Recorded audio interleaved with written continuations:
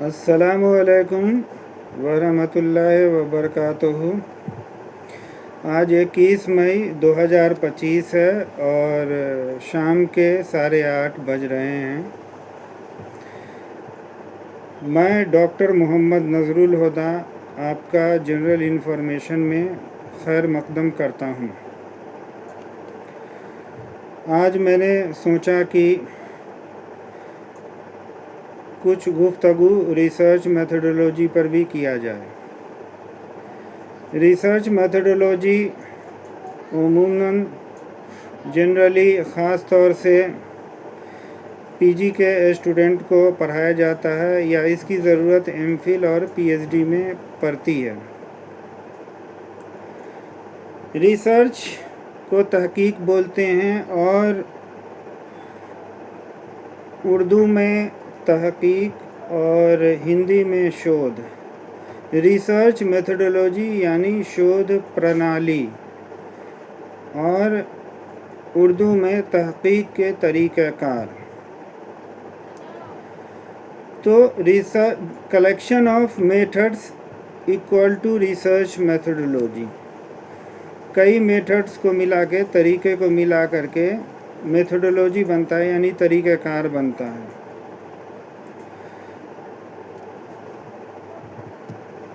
और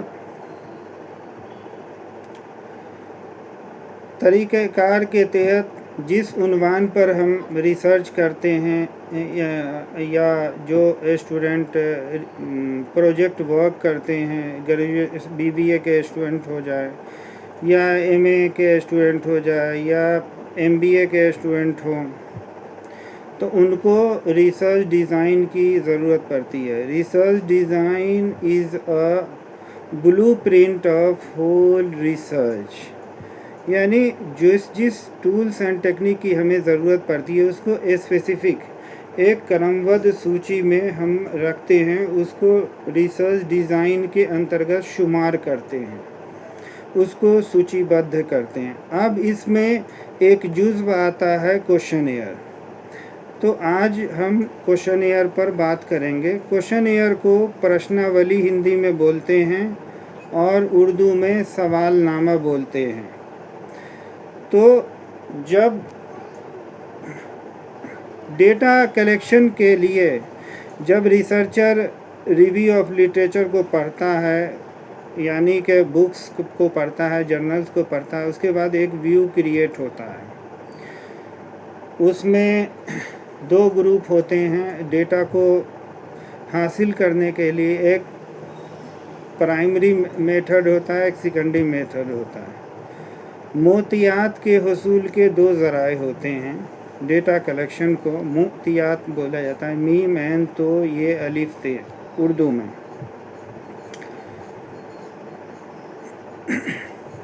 तो उसमें जो क्वेश्चनेयर मेथड है वो प्राइमरी डेटा में शुमार किया जाता है, यानी बुनियादी मोतियात के हुसूल के ज़राए होते हैं, जिसमें questionnaire is a self-administered process whereby the respondent himself read the question and records the answer. Questionnaire is a standardized form for recording answer on the basis of set of questions. यानी इसको हम आम तौर पर इस तरह से समझ सकते हैं कि किसी भी ऑब्जेक्टिव को हासिल करने के लिए, जानने के लिए हम उस पर सवाल एक क्रमबद्ध रूप में लिखते हैं, ताकि उसके जवाब देने पर, रिस्पोंडेंट के जवाब देने पर हमें अपने ऑब्जेक्टिव के कुछ माखज़ मिल जाए। तो वैसे चीज़ को सवालनामा कहते हैं या प्रश्नावली कहते हैं। प्रश्नावली में प्रश्न ही होते हैं। अब इसके अंतर्गत there are 4 important aspect of questionnaire, यानी ये जो सवालनामा है या प्रश्नावली है, इसके महत्वपूर्ण 4 एस्पेक्ट्स होते हैं, जिसमें पहला एस्पेक्ट है टाइप्स ऑफ क्वेश्चनियर, यानी कि सवालनामा के क्या अक़साम होते हैं। इसमें दूसरा है वर्डिंग ऑफ क्वेश्चनियर, सवालनामा में किस तरह के अल्फाज का इस्तेमाल हो, किस तरह की शब्दावली का प्रयोग हो। तीसरा जो एस्पेक्ट है वो सीक्वेंस ऑफ द क्वेश्चनियर, उसका क्रमबद्धीकरण, यानी उसकी किस तरह से तरतीबवार होना चाहिए, ये भी एक अहमियत का हामिल है, ये भी एक महत्वपूर्ण पहलू है। इसमें चौथी बात होती है क्वेश्चनियर लेआउट एंड डिज़ाइन। अब ये जो क्वेश्चनियर की जो एक्टिविटी होती है, इसमें 2 चीज़ आते हैं, एक तो शेड्यूल आता है, एक क्वेश्चनियर आता है। क्वेश्चनियर में हम जो हमारा रिस्पोंडेंट है या जो हमारा हमसे मकासिद होगा, जो रिस्पोंडेंट है, उससे हम पूछ करके भरते हैं या लिखते हैं सवाल का जवाब, वो क्वेश्चनियर में आता है। लेकिन रिस्पोंडेंट अगर वो खुद से भरता है तो वो शेड्यूल होता है। ये शेड्यूल और क्वेश्चनियर में बुनियादी फ़र्क है, ये बेसिक डिफरेंस है उसमें।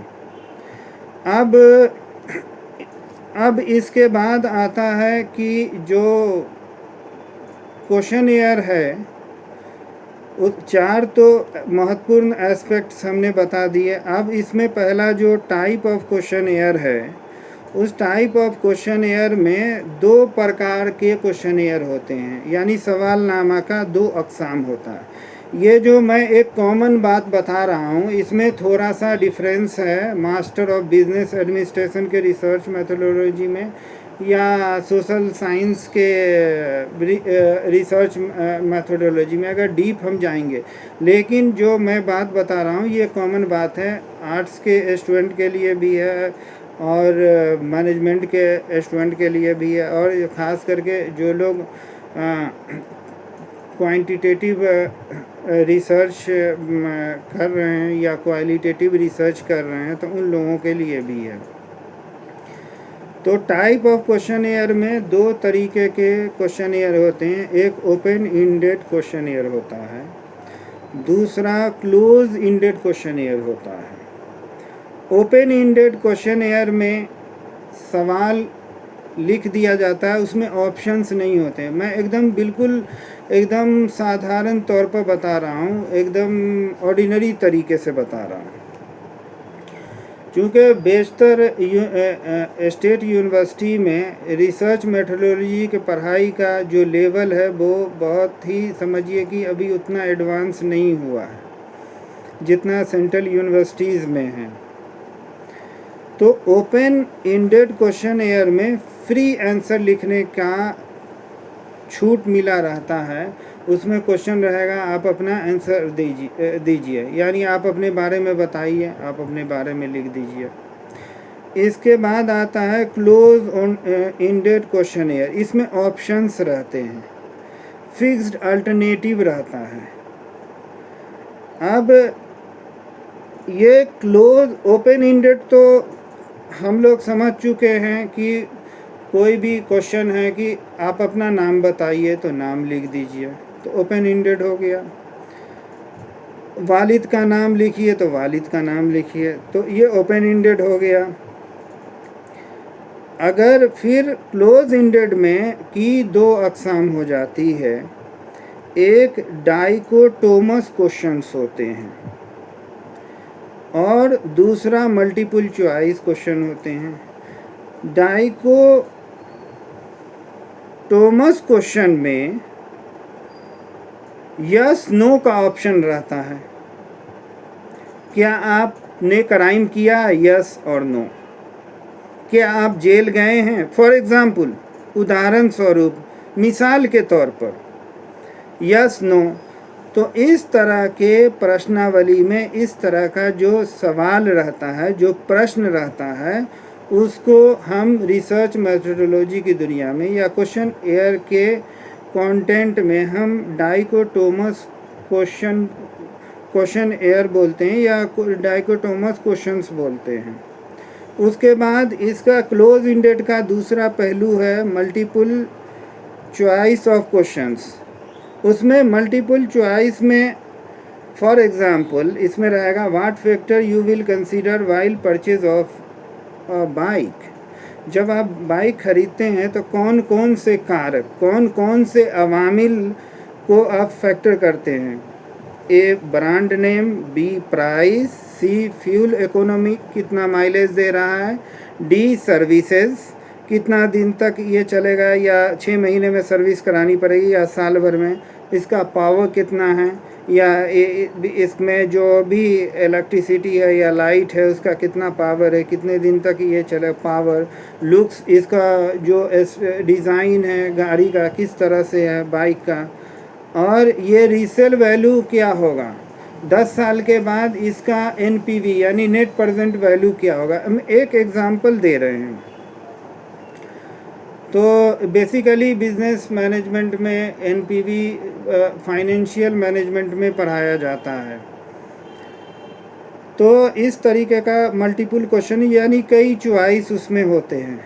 तो एक तो इसमें जो एस्पेक्ट्स था टाइप ऑफ क्वेश्चन एयर, मैंने उसमें बताया कि 2 टाइप के क्वेश्चन एयर हैं, एक ओपन इंडेड क्वेश्चन एयर, एक है close ended question air. Close ended question air में 2 प्रकार हैं, पहला डाइकोटोमस क्वेश्चन एयर और दूसरा होता है मल्टीपल चॉइस क्वेश्चन एयर। अब दूसरे पहलू पर हम आते हैं, वर्डिंग ऑफ क्वेश्चन एयर। जब हम सवालनामा तैयार करते हैं प्राइमरी डेटा को कलेक्ट करने के लिए यानी बुनियादी मोतियात के हुसूल के लिए, तो उसमें किस तरह की शब्दावली का प्रयोग किया जाए, किस तरह के अल्फाज का इस्तेमाल किया जाए, उसकी वर्डिंग कैसे होने चाहिए। पहला, उसके अंदर क्लैरिटी होना चाहिए। दूसरा, उसको साधारण भाषा में लिखा जाए। अगर आप उर्दू में क्वेश्चन एयर तैयार कर रहे हैं तो उसमें सख्त अल्फाज का इस्तेमाल न किया जाए, एक बोलचाल की जो ज़ुबान है उसका इस्तेमाल किया जाए। अब जैसे कि आप कोई दरभंगा में रिसर्च कर रहे हैं, बिहार के ज़िला में जहां मैथिली का इन्फ्लुएंस है, और जैसे कि फॉर एग्ज़ाम्पल वहां मिथिलांचल उर्दू चलती है, मिथिलांचल उर्दू कहाँ जहाँ का कर रहा। फॉर एग्ज़ाम्पल हिंदू लोग जो मैथिली बोलते हैं कहाँ जाई छी की करे छी, यानी कि वेयर आप कहाँ जा रहे हैं और क्या कर रहे हैं। तो उसके में अगर हम देहात क्षेत्र में ले रहे हैं, हम देख रहे हैं कि इन लोगों की ज़ुबान इस तरह से है, तो क्वेश्चन एयर भी उसी तरह से रखना चाहिए, ताकि अगर क्वेश्चन एयर हम जो लिखा हुआ है उसी के तहत पूछते जाते हैं, अगर हम वहाँ पर सोचेंगे या हम इमेजिनेशन करेंगे तो हमारा टाइम ज़्यादा लग जाएगा और हमारे रिसोर्स में जो है हमारा संसाधन ज़्यादा खर्च होगा। तो हमें ये भी देखना है कि रिसर्च के दौरान या प्रोजेक्ट वर्क के दौरान जो हम डेटा कलेक्शन करते हैं हमारा खर्च भी कम हो। तो ये सब बात, सिंपल लैंग्वेज होना चाहिए, वन मीनिंग यानी ऑब्जेक्ट के तहत एक मीनिंग पर ये मबनी होना चाहिए। अब हमारा ये है कि सोशियो इकोनॉमिक प्रॉब्लम क्या है औरतों का, अब हम उसको बोल देंगे कि अब उसको हम दूसरे पहलू पर जंप करके उसका हम साइकोलॉजिकल थिंकिंग पर कर लेंगे या उसमें डीप चले जाएंगे, तो हमारा जो वन मीनिंग है वो अलग हटके हो जाएगा। तो इसमें भी इस बात को भी ध्यान देना है, use objectivity and avoid subjectivity. इसमें क्या है कि ऑब्जेक्टिविटी को ज़्यादा तरजीह देना है और सब्जेक्टिविटी से बचना है, और इसमें सकारात्मक स्टेटमेंट को रखना है और नकारात्मक स्टेटमेंट्स को से बचना है यानी हटाना है। मुस्बत जो स्टेटमेंट है मुस्बत पहलू को डालना है और मनफी पहलू को हटाना है। पर्सनल को जो हमारा जो रिसर्च का ऑब्जेक्टिव है, जो मकासद है, जो उसके तहत ही हमें सवाल पूछना है और पर्सनल क्वेश्चन से अवॉइड करना है, उससे बचना है। अवॉइड लीडिंग क्वेश्चन भी है, अवॉइड बहुत लॉन्ग क्वेश्चन भी है, यानी कि बहुत लंबा तरीके से सवाल ना करें, छोटा करें, सिंपल करें। और सीक्वेंस ऑफ द क्वेश्चन है। तो क्वेश्चन की तरतीब है, अगर मान लीजिए कि किसी महिला से या कोई खातून से अगर आप रिसर्च कर रहे हैं, तो अगर उनसे पूछ दीजिएगा कि भाई आपके पास कितने बच्चे हैं, उसके बाद वो कहेगी कि मेरे पास कोई बच्चे नहीं है, फिर आप पूछिएगा कि आपकी शादी हुई है या नहीं हुई है, तो ये जो सीक्वेंस है ये गड़बड़ हो जाएगा। तो पहले तो उससे आप पूछिए कि आपकी शादी हुई है कि नहीं, फिर बच्चे पर आइए। एक एग्ज़ाम्पल दे रहा है, कोई ज़रूरी नहीं है कि ये हो, एक मतलब कम्प्रीहेंसिव मैं एक मिसाल दे रहा हूँ समझाने के लिए। तो सीक्वेंस भी बहुत अहमियत का हामिल है। उसके बाद आता है, ये तो वर्डिंग का हो गया कि इस तरीके के अल्फाज होना चाहिए, इस तरीके का भाषा उसमें आना चाहिए। अब क्वेश्चनियर लेआउट एंड डिज़ाइन कैसा होना चाहिए? ऐसा क्वेश्चनियर होना चाहिए कि जो दूसरों को अगर दे तो एक पेपर में हो, बहुत ज़्यादा पेपर में नहीं हो कि उलटते जा रहे हैं, या आप जो है सामने भी बैक टू बैक भी प्रिंट करा सकते हैं। इजी टू हैंडल होना चाहिए, गुड क्वालिटी पेपर होना चाहिए। ऐसा पेपर नहीं हो जो मतलब उसको लिखने में प्रॉब्लम हो, भरने में प्रॉब्लम हो। गुड प्रिंटिंग होना चाहिए, उसका मुद्रण अच्छा होना चाहिए, उसका जो प्रिंट निकलता है वो सही होना चाहिए। क्लीन एंड गुड टाइपिंग होना चाहिए, टाइपिंग भी एरर देख लेना चाहिए कि टाइपिंग में मिस्टेक है कि नहीं है। प्रॉपर स्पेसिंग होना चाहिए। आप तो क्वेश्चनियर तो डायरेक्ट जो भी है अपने लैपटॉप पर लोग टाइप कर लेते हैं, प्रिंटर से प्रिंट निकाल लेते हैं, तो उसमें कितना स्पेस होना चाहिए ताकि वो अच्छा लगे। और ज़्यादा हम घना कर के अगर उसको सवालनामा को तैयार करेंगे तो पढ़ने वाले को भी बहुत दिक्कत होगी, वो छोड़ देंगे, नहीं भाई मेरे पास टाइम नहीं है। तो थोड़ा देखने में भी अट्रैक्टिव लगे। Consistency in arrangement of questions, question के अंदर में जो अरेंजमेंट है वो एक तरतीबवार होना चाहिए और वो आकर्षक भी लगे, मतलब इस तरह से हो कि उसमें दिलचस्पी भी रहे। और सीक कोऑपरेशन फ्रॉम रिस्पोंडेंट, और इस तरह से रहे कि जो रिस्पोंडेंट है उसका कोऑपरेशन मिले। और क्वेश्चन इसमें एक और बातें जो आती है, 4 बातों के अलावा, pre test and finalise the question. तो बेसिकली जो भी प्रोजेक्ट वर्क के लिए जो भी बच्चे जाते हैं, या जो रिसर्च स्कॉलर जाते हैं, या जो टीचर प्रोफेसर लोग फील्ड में जाते हैं, बहुत सारे नहीं भी जाते हैं, बहुत सारे फील्ड में भी जाते हैं, तो उनको पता नहीं होता है किताब में जो पहली लिख दी गई है बात, कोई ज़रूरी नहीं है कि वो इम्प्लीमेंट हो। आप जैसे फॉर एग्ज़ाम्पल रिटेल मैनेजमेंट में ये बताया गया था कि जो किराना स्टोर होता है उसके फीचर्स में एक बात ये भी थी कि वहाँ सस्ता सामान मिलता है, लेकिन आज के परिवेश में वो थ्योरी गलत हो गया। इसलिए गलत हो गया कि ये जो बिज़नेस का जो सिस्टम हो गया, साइकोलॉजिकल प्राइसिंग हो गया, किसी कहीं पेनिट्रेशन प्राइसिंग, हम थोड़ा सा मैनेजमेंट में हम बोल रहे हैं, मतलब ये है ऑर्डिनरी में कि जैसे 299 रुपीज़ रख दिया, 99 रुपीज़ रख दिया, उसका प्राइसिंग रख दिया जो भी प्रोडक्ट है।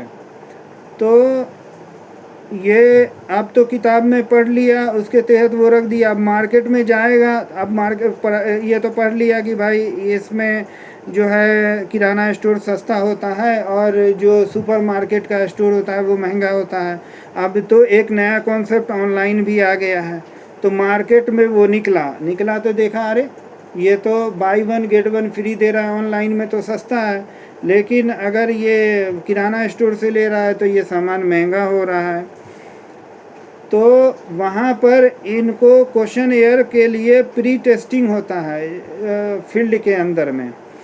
तो पहले पूछ करके ऐसे ही वर्बली देखा जाता है, फिर उसको चेंजेस किया जाता है 2 बार 3 बार 4 बार 5 बार जा करके रिस्पोंडेंट जिनका जो रिसर्च ऑफ टॉपिक है उसके तहत, फिर उसके बाद फाइनल किया जाता है, फाइनलाइज द क्वेश्चन ईयर। तो हमने मोटा मोटी आपको ये बता दिया कि क्वेश्चन ईयर क्या है साधारण भाषा में, एक आम फॉर्म ज़ुबान में, और क्वेश्चन ईयर किस तरह से तैयार करेंगे। अगर इस बीच में बहुत सारी और भी बातें हैं, चूँकि वीडियो लंबा हो जाएगा, तो आप लोगों का कोई भी क्वेश्चन हो या कमेंट हो, आप लोग हमें कमेंट्स भी कर सकते हैं और मेल भी कर सकते हैं। मेरा मेल आईडी है md nazrulhuda mdnazrulhoda@hotmail.com।